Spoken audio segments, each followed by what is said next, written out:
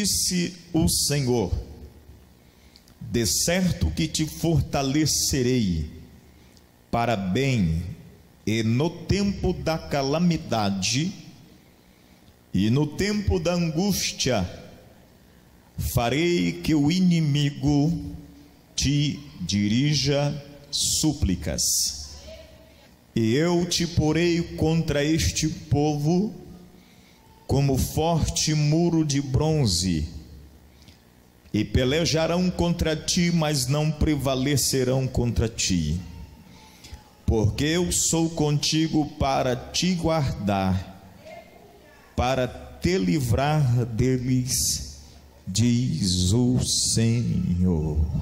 O texto que nós lemos é do profeta Jeremias. Jeremias traz uma lição extraordinária através da sua experiência ministerial, pois a Bíblia é muito clara ao dizer que o profeta Jeremias está em um questionamento com Deus. Quando Jeremias é chamado para o santo ministério, diz os historiadores que Jeremias tinha entre 5 e 8 anos de idade. Olhe para mim para que você entenda. Jeremias é chamado para o ministério profético entre os 5 e 8 anos de idade. A declaração do profeta Jeremias é assim: eu não sei falar porque eu sou menino. Então a resposta de Deus é imediata. A declaração do profeta, Deus então responde muito rapidamente dizendo: fique tranquilo, porque eu vou colocar as minhas palavras na tua boca. O profeta então desenvolve um ministério extraordinário e sensacional. Olhe para mim. Eu aprendi algo através da história de Jeremias, que para o meu ministério ser um ministério de sucesso, eu não preciso ter aplausos humanos, eu preciso ter a aprovação de Deus. Esse texto eu estou lendo ele hoje, eu tenho aqui anotado do ano de 2009, 2008. Eu tenho grifado aqui na minha Bíblia porque Deus falou comigo nesse texto. Eu estava em um diálogo com Deus em uma oração no ano de 2008, e Deus falou justamente comigo nesse versículo de número 20: eu te porei contra este povo como forte muro de bronze, pelejarão contra ti, mas não prevalecerão contra ti, porque eu sou contigo para te guardar, para te livrar deles, diz o Senhor. O profeta Jeremias está numa série de indagações a Deus, justamente pelo fato do seu ministério não estar agradando ninguém. A nação que Jeremias profetiza é a nação de Judá, mas enquanto Jeremias profetiza, o povo rejeita a sua mensagem. Os reis que Jeremias profetiza não concordam com a sua mensagem. Os reis que o profeta Jeremias profetiza rejeitam o teor e o conteúdo da sua mensagem, porque a mensagem do profeta Jeremias era uma mensagem de ira e de punição de Deus. E aí nós devemos ter muito cuidado, porque a Bíblia fala sobre a ira e a punição de Deus, a graça, a misericórdia, mas também a ira de Deus. E o profeta Jeremias está dizendo para a nação de Judá que Deus trará ou cumprirá a promessa de juízo caso eles não tomem uma decisão de estarem voltando para a presença dele. E quando o profeta Jeremias profetiza esse conteúdo, automaticamente alguém olha para Jeremias com olhar de rejeição, olham para Jeremias com olhar de não estou gostando, não estou achando bom. Mas então Jeremias entra num diálogo e ao mesmo tempo um questionamento. Por isso eu disse que quando foi cantado um hino, Questiona Adora, Deus confirmou em meu coração esta palavra, porque Jeremias está questionando a Deus, e os versículos 17 em diante narra isso. Olha o que Jeremias está dizendo: eu nunca me assentei no congresso dos zombradores, e nem me regozijei por causa da tua mão. Me assentei solitário, pois me encheste de indignação. Porque dura a minha dor continuamente, e a minha ferida me dói. Não admite cura? É uma pergunta. Serias tu para mim como ilusório ribeiro e como águas inconstantes? Jeremias está falando com Deus. Aí ele recebe a resposta de Deus no verso 19: portanto assim diz o Senhor, se tu voltares, então te trarei, e estarás diante da minha face, e se apartares o precioso do vil, serás como a minha boca, tornem-se eles para ti, mas não volte tu para eles. Sabe o que Deus estava dizendo para Jeremias? Continue firme no propósito, na palavra que eu te dei, porque se você se voltar para eles, eu vou mudar a história do teu ministério, mas se você permanecer firme, eles vão ter que se render. Aí o verso 20: eu te porei contra este povo como forte muro de bronze. Deus estava preparando Jeremias para o ministério de excelência. Deus estava preparando Jeremias para galgar um patamar diferente do seu ministério.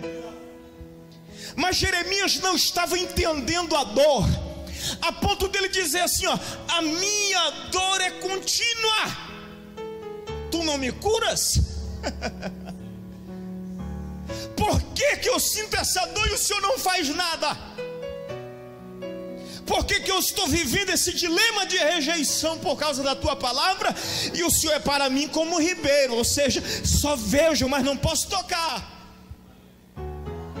Aí a resposta de Deus vem: se tu voltares, então te trarei, e estarás diante da minha face, mas se apartares o precioso do vil, serás como a minha boca. Quando você falar, sou eu que vou falar. Quando você disser, sou eu que vou dizer.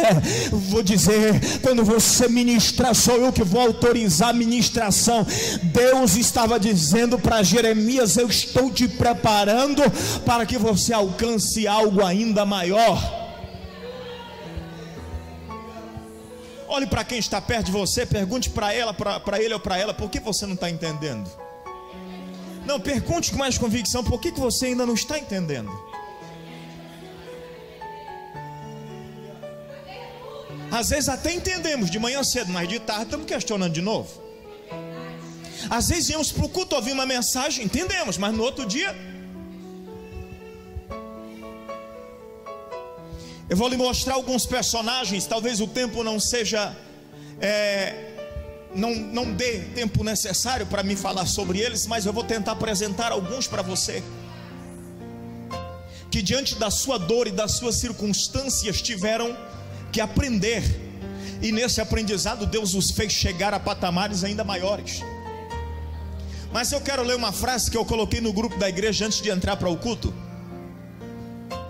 de um pregador chamado T.D. Jakes. Ele diz assim: quando você nasce, você é como uma chave sem cortes.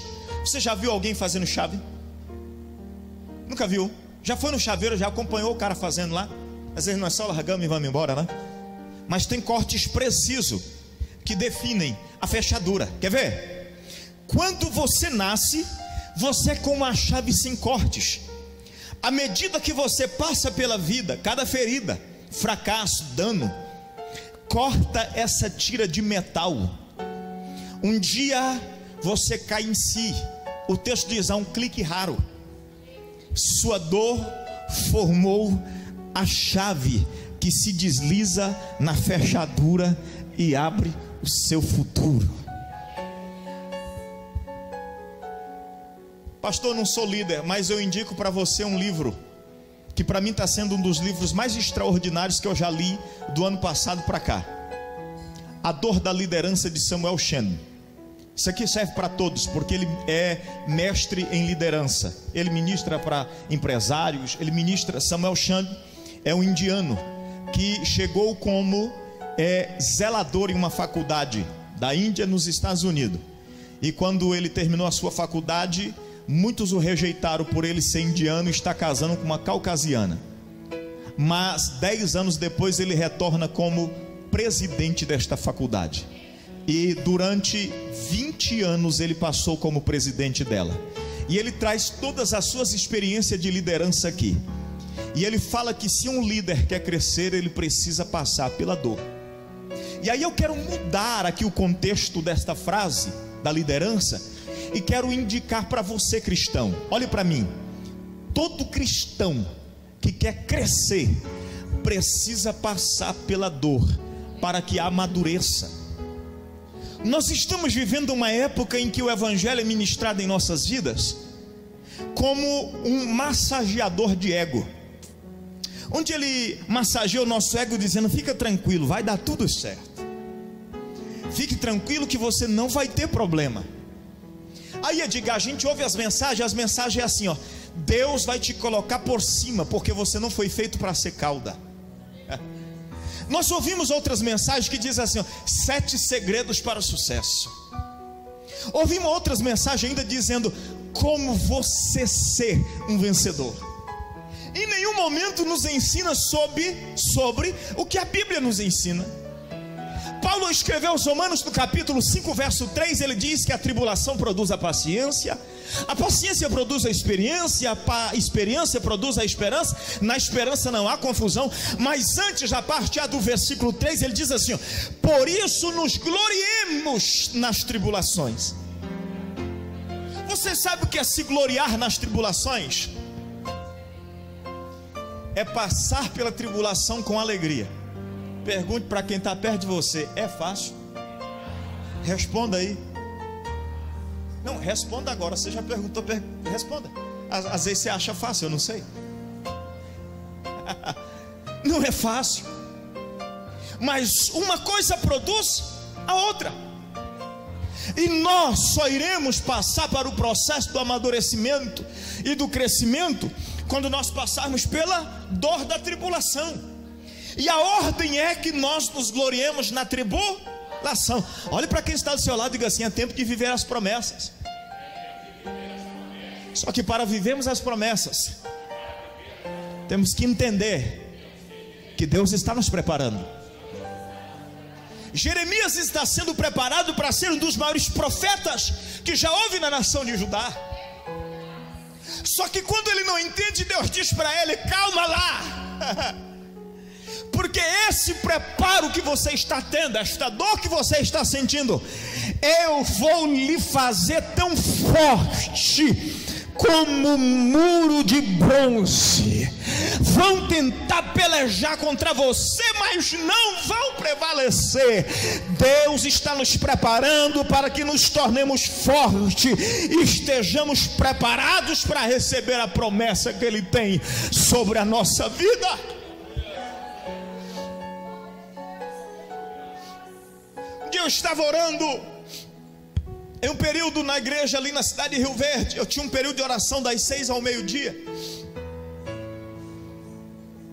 E eu liguei o notebook e coloquei um hino para rodar enquanto eu orava e falava com Deus. De repente o Espírito Santo me disse nitidamente: para e ouça. E eu parei, e o hino que começou de Marcelo Dias e Fabiana, A Promessa.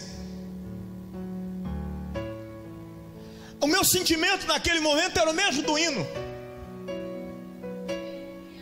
Aí no meio do hino entra o pastor Marcelo Dias dizendo assim: você lembra de Davi quando estava cuidando das ovelhas sozinho? Você se lembra de José quando estava na prisão? Mas eu o fiz governador. De Davi eu fiz rei, porque eu não falho nas minhas promessas. Alguns anos depois nós já estávamos aqui voltando da cidade de Sinop. Eu e minha esposa ouvimos um som no carro, e de repente esse hino começa a tocar, e eu não me segurei, comecei a chorar. Tem gente que tem vergonha de falar que chorou. Se tem uma coisa que eu não suporto, irmão, é Deus falar comigo. Eu me acabo, eu me derreto todo na presença dele. Aí Deus começou a falar comigo através desse hino. Comecei a chorar. Quando eu comecei a chorar, minha esposa chorava também, só nós dois. Eu disse para ela: hoje eu estou entendendo porque Deus me fez passar por algumas situações que antes eu não entendia. Deus estava me preparando para estar onde eu estou hoje. Há momentos que você não vai entender o que está passando ou vivendo agora, mas é Deus te preparando para algo muito maior. É Deus te preparando para você receber a promessa dele na sua vida. É Deus te preparando para você viver o que ele tem no seu ministério. É Deus te preparando para você receber o que ele tem no teu casamento. Então entenda, em nome de Jesus, Deus está te preparando. Eu quero falar sobre um homem chamado José. Todos conhecem a história, por isso eu vou passar muito rapidamente. José, no capítulo de número 37, o versículo de número 20, vai ao encontro dos seus irmãos para levar alimento para eles, ver como é que está a ordem do serviço. Mas a Bíblia Sagrada diz que quando os irmãos veem ele de longe, tomam uma decisão dizendo: vamos matar o sonhador. Pegam José, coloca dentro de um buraco. E a Bíblia Sagrada diz que o mais velho vai a favor de José, diz: não vamos tocar na mão dele ou no corpo dele, não vamos sujar as nossas mãos com o sangue do nosso irmão.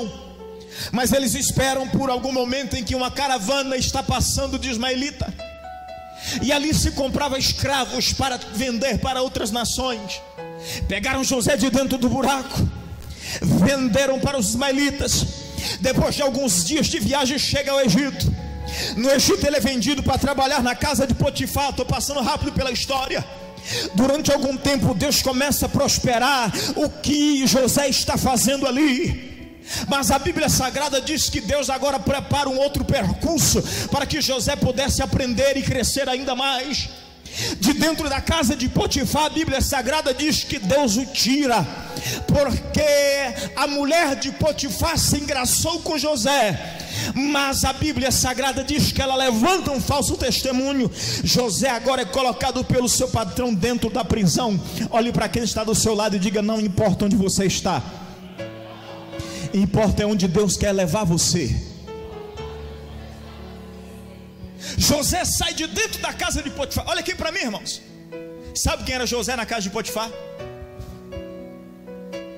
Mordomo, administrador. A Bíblia diz que Potifar não tinha conhecimento do alimento que havia na despensa da sua casa, a não ser José. Olha o nível de confiança que se depositava nesse moço.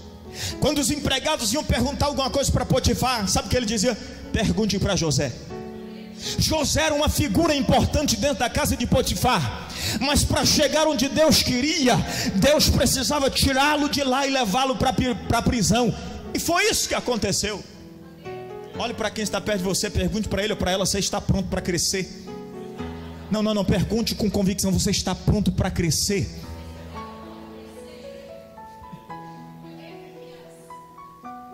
José está dentro da casa é administrador e mordomo. Agora é expulso de dentro da casa do seu chefe e é mandado para dentro da prisão. Mas dentro da prisão Deus está escrevendo a história de José e dizendo: eu vou te fazer governador do Egito. Agora eu tenho uma história para te contar. Não foi da noite para o dia. O nosso grande problema em lidar com o crescimento é que nós achamos que Deus vai fazer da noite para o dia. O nosso grande problema em lidar com as circunstâncias é que nós achamos que Deus promete hoje e amanhã cedo nós levantamos governador do Egito. Mas a Bíblia Sagrada diz que José chega, ainda era jovem moço, diz os historiadores, 17 anos de idade. E aos 30 anos de idade José está dentro da prisão. E uma certa feita chega o padeiro e o copeiro dentro da prisão, e Deus está escrevendo a história de José. Os dois têm um sonho durante a madrugada, e segundo o sonho que lhes contaram, José interpreta, e conforme o que José interpreta, no outro dia tudo acontece. E quando o copeiro retorna para a casa do faraó, ele faz um pedido. Quer ver? Capítulo de número 40, versículo 23, vamos lá, para você acompanhar comigo aí no texto sagrado. Eu queria ter tempo aqui para poder lermos com mais detalhe, mas eu vou ler alguns pontos só. Capítulo 40, versículo 23. Ore bem. O versículo 22, melhor dizendo: mas ao padeiro mor enforcou, como José havia interpretado. Copeiro mor, porém, não se lembrou de José, antes se esqueceu dele. Copeiro mor não se lembrou de José, antes se esqueceu dele. Quando o copeiro vai sair para retornar ao faraó, o pedido de José é assim, ó: lembre de mim quando estiver diante de faraó, porque eu estou aqui, fui acusado injustamente. Mas a Bíblia Sagrada diz que quando o copeiro chega, ele fez o quê?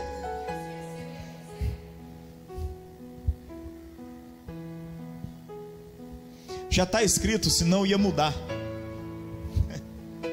Eu ia colocar: e Deus fez com que o copeiro se esquecesse de José, porque Deus estava preparando José para ser o governador do Egito.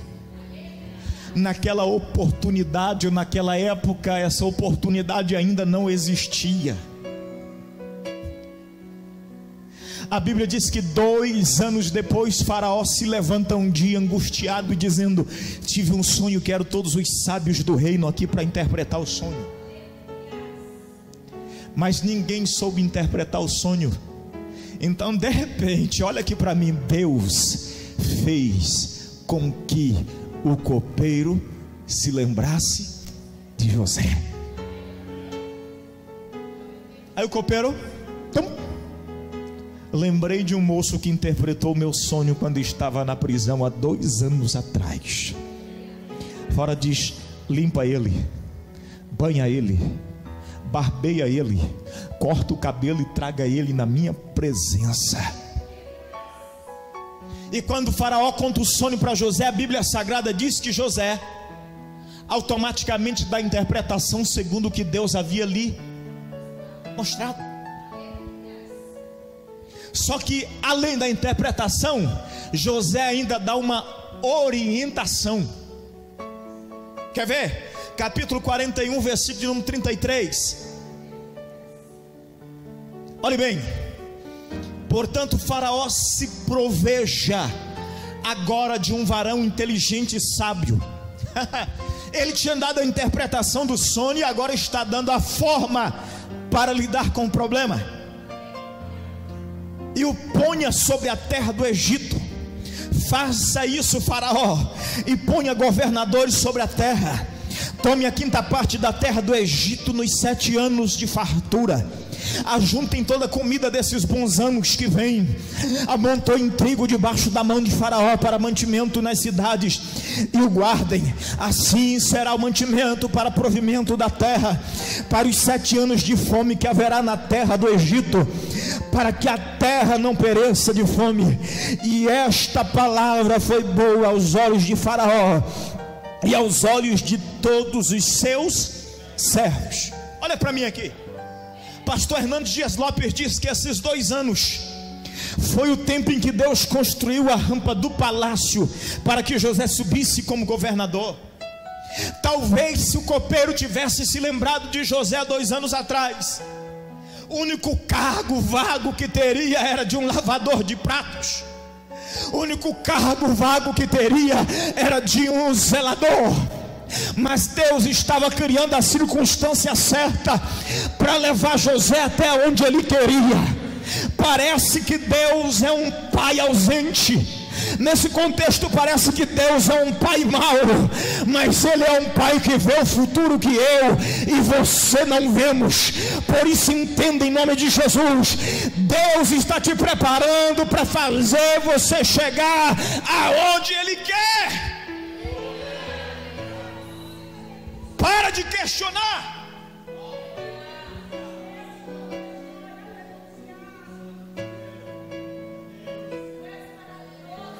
Eu preguei domingo uma mensagem aqui sobre o pessimista. O pessimista nunca vê Deus nas coisas. Ele vê tudo e todos, menos Deus. Ele vê alguém que se levantou contra ele, ele vê que Satanás está tentando atingir ele. Ele vê tudo, mas ele não consegue ver Deus na circunstância. Em nenhum momento do texto você vai ver José murmurando. Em nenhum momento do texto você vai ver José reclamando. Em nenhum momento do texto você vai ver José questionando. José está entendendo que Deus vai fazer cumprir a promessa que havia mostrado para ele há 13 anos atrás.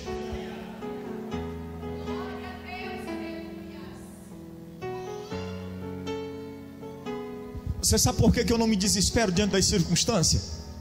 Porque eu sei a promessa que Deus fez para a minha vida. Eu sei que existe um tempo entre a promessa e o cumprimento dela.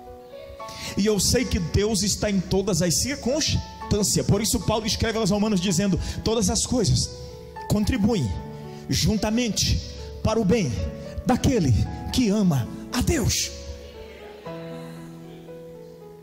E por que nós temos dificuldade de compreender?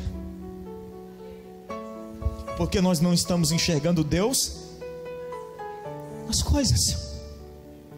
José está olhando e está dizendo: Deus tem algo nesse negócio aí. Não é por acaso que estão me chamando lá diante de Faraó, não. Aí ele chega diante de Faraó e diz: a interpretação do sonho é essa. Eu posso dar um palpite? Posso dar um conselho, Faraó? Sabe quem é que está diante da presença de Faraó? Não é um sábio do Egito, não é um príncipe do Egito, é um presidiário. Eu posso falar de um conselho aqui que Deus está me dando? Fala! Procura alguém sábio, inteligente e coloca para administrar esse negócio. Ajunte alimentos, a quinta parte do que produzir durante esses 7 anos de fartura, porque quando vier 7 anos de fome, terá alimento para toda a terra. Faraó olha para um lado, olha para o outro, está todos os sábios diante da presença dele. Aí sabe qual a resposta dele? Versículo de número 38. E disse Faraó aos seus servos: acharíamos um varão como este, em que haja o Espírito de Deus?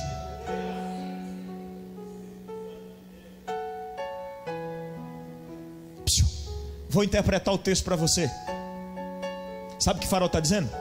Tem alguém mais preparado para fazer isso do que esse moço? Está no texto. Tem alguém mais preparado para fazer isso do que esse moço? Esta é a pergunta que ele está fazendo. Pastor, mas o senhor não sabe a minha dor. Deus está te preparando. Pastor, o senhor não sabe a circunstância que eu estou passando. Deus está te preparando. Pastor, o senhor não sabe o problema que eu estou vivendo lá em casa. Deus está te preparando. Pastor, as portas se fechou. Deus está te preparando.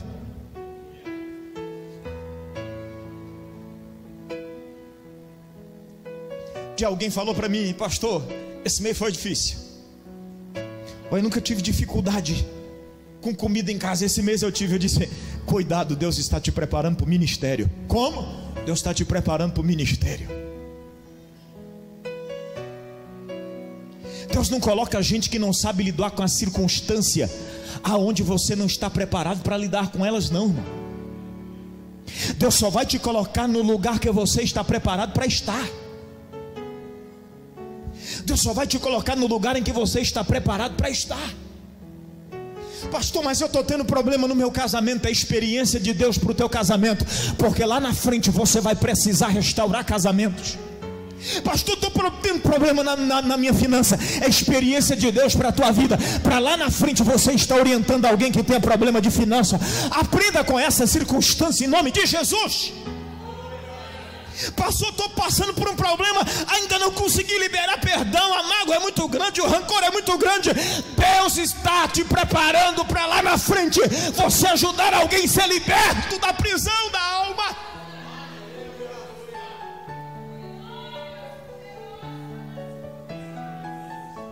Só que nós não compreendemos. E deixa eu te dar uma notícia: quando nós não compreendemos, Tony, o processo não acontece. Deixa eu lhe dar um recado aqui. Quando nós não compreendemos: ah, pastor, eu passei, graças a Deus acabou, e então para mim foi uma experiência. Negativo. Só será experiência para você quando você extrair dela os fatores positivos, para que você cresça e seja bênção na vida de alguém. Aí José está olhando para a circunstância e está dizendo: aprendi a lidar na prisão, aprendi a lidar na casa de Potifar. Estou preparado para me assentar no trono juntamente com Faraó. Sabe por que alguns ministérios estagnam? Dr. Samuel Chand diz que nós temos um limite de dor. Todos temos. Só que quando não aprendemos a superar esse limite da dor, nós retrocedemos sempre. Chegamos lá, batemos, voltamos. E aí fazemos o percurso de novo, mas chegamos lá, batemos e voltamos. Porque não aprendemos a lidar com o limite da nossa dor. José está olhando e está dizendo: fui vendido pelos meus irmãos, abandonado por todos.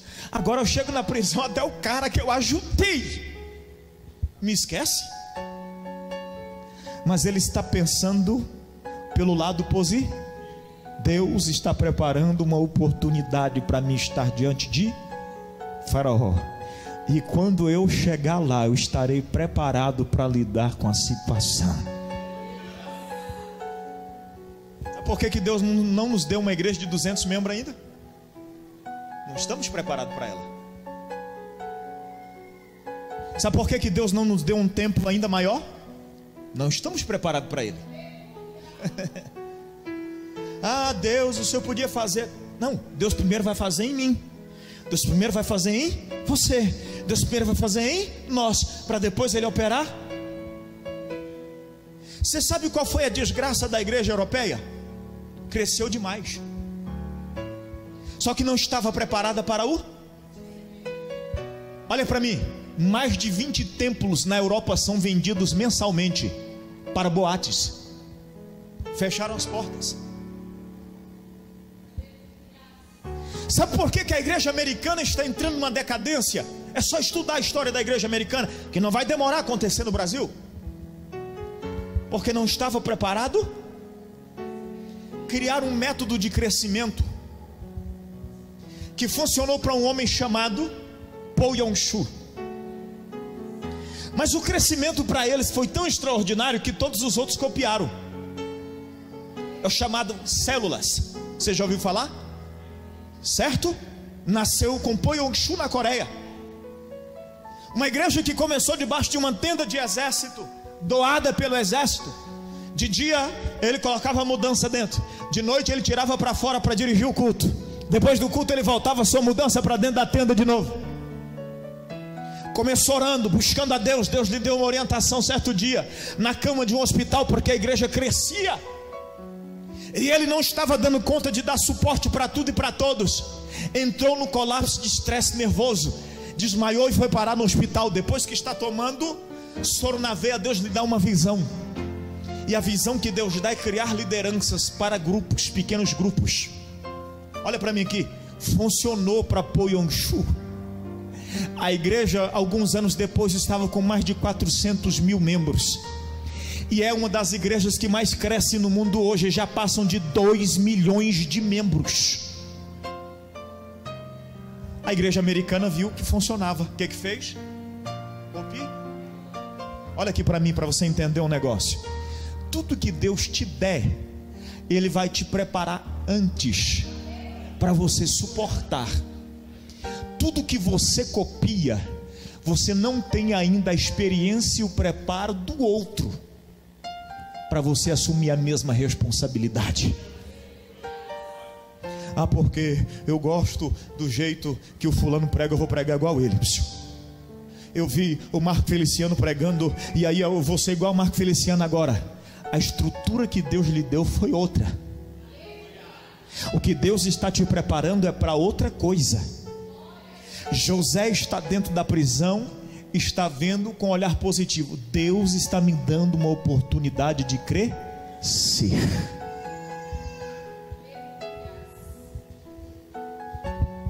Você está entendendo? Certeza. Amanhã você vai estar diferente do que você está hoje, porque você só entende quando a palavra entra na tua mente e você renova a sua mente. Você pode ficar 1 hora aqui ouvindo uma mensagem, se amanhã você esquecer de tudo que foi pregado e não agir em nada, perdeu tempo. Deus está te dando uma oportunidade de crescer. Deus está te preparando para o próximo nível. Deus está te preparando para lidar com a circunstância. Você já viu o exercício de um fisiculturista? Quantos já viram? Ele vai para a competição e ele bate o recorde de 300 quilos, certo? De levantamento. Sim, tem uns que levantam 320, é o Guinness, né? Só que ele passa um ano inteiro treinando o seu corpo, para que no próximo ano ele possa alcançar a marca de pelo menos 1 ou 2 quilos a mais. Misericórdia, pastor. Só 1 ou 2 quilos a mais? Sim. E qual que é o tempo que ele passou treinando? Sabe por que nós não crescemos?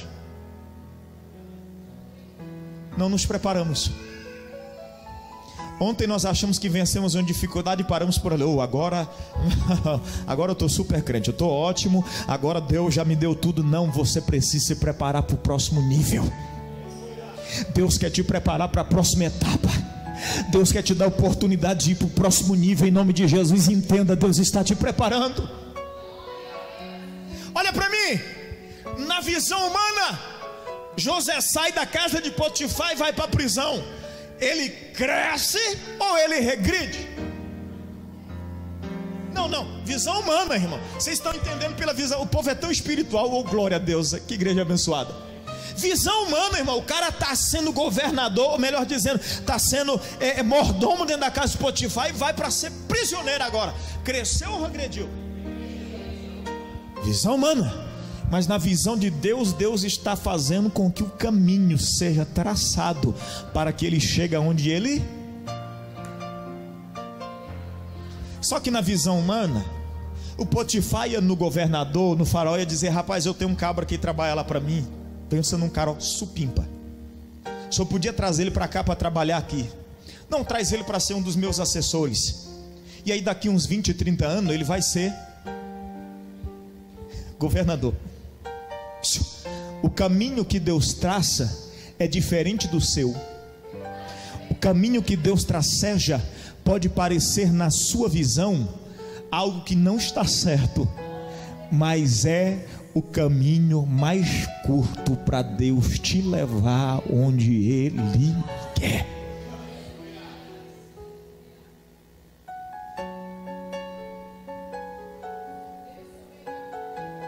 Deus está te preparando, você não está entendendo por quê? Deus está lhe preparando, por que você não está compreendendo?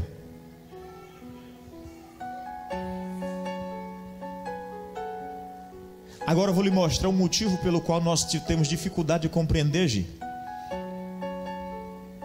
Porque quando nós dobramos os nossos joelhos para orar, nós lançamos um monte de petição diante de Deus. É ou não é?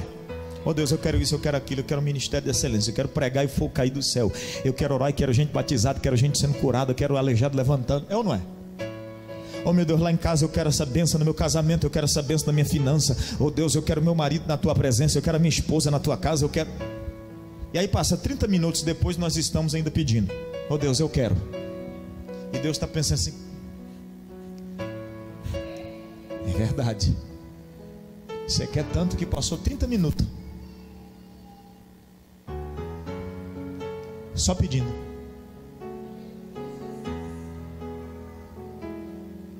Sabe qual é a minha oração todo dia pela manhã?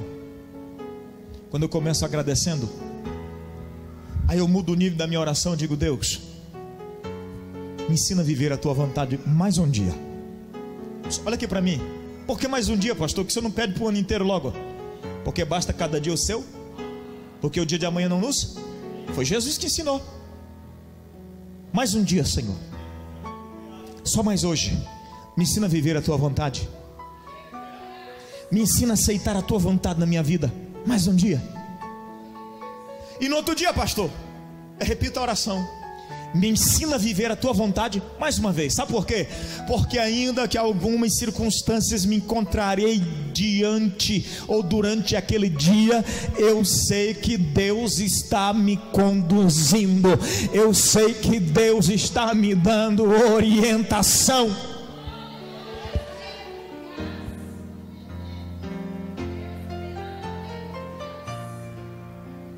Pensa num camarada sem paciência alguma, irmão. Até hoje eu tenho dificuldade de pegar fila de banco. Sou tão ansioso que eu durmo balançando as pernas. Ansiedade, expressão de ansiedade. Eu sou assim. Mas eu aprendi a administrar, e sabe como? Negativo, tribulação. Que a tribulação produz a paz. Calma aí, não me interprete mal não, eu vou explicar direitinho. Deus me deu um filho. Não é a parte ruim. Aqui minha mãe que sabe, a minha sobrinha aquela nasceu. Uma coisa que eu tinha pavor era choro de criança. Parece que ia ferver meu corpo, parece que ia sair, minha alma ia sair fora do corpo. Ah, irmão, se vocês vissem o Lucas quando era pequeno, vocês iam entender por que eu falei que foi tribulação.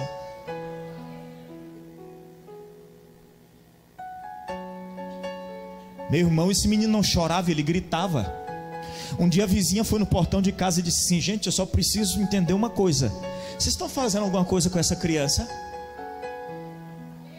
Não, ele não chorava, ele gritava. Vocês estão judiando dele, eu só quero saber, só para me tirar minhas dúvidas. E Deus dizendo: eu estou te preparando. 5 meses o Anderson Lucas teve cólicas. Não. Você acha que foi muito a semana que você passou com teu filho cólica? 5 meses. Sem faltar um dia da semana. Já me peguei dormindo quase 2 horas com ele travado no meu peito, sentado num sofá. Acordava assustado e dizia: cadê o menino? Estava colado em mim. Olhava no relógio, eu tinha dormido 2 horas. Só Deus para fazer um negócio desse, irmão. Porque era o único jeito que ele parava de chorar. Sabe o que Deus estava fazendo? Paciência. Se soubesse o tanto que eu tenho que ter paciência hoje para estar aqui onde é que eu estou. Oh, misericórdia, irmão. Você não imagina, tem hora que a vontade é de chutar o balde, mas aí vem a paciência. Tem hora que a vontade é de dizer não, mas aí a paciência diz sim. Tem hora que a vontade de dizer não vai dar certo, a paciência diz que vai dar certo. Deus está te preparando. Deus não vai te colocar onde Ele tem para você sem que você esteja pronto. Porque se você chegar lá, você vai ter que retornar de novo. Deus está dizendo para Jeremias: Jeremias, se tu se entregar para a vontade do povo, eu vou te trazer de volta. Mas permanece, porque eu vou ser na tua boca, vou te fazer tão forte como um muro de bronze. Está difícil, pastor, está doendo, pastor, eu não sei como vencer, pastor, mas Deus está te preparando. Apenas quando dobrar o joelho, diga: Deus, me ensina a lidar com essa situação, pois eu quero estar pronto para quando o Senhor me fazer chegar aonde eu quero, onde o Senhor precisa que eu chegue.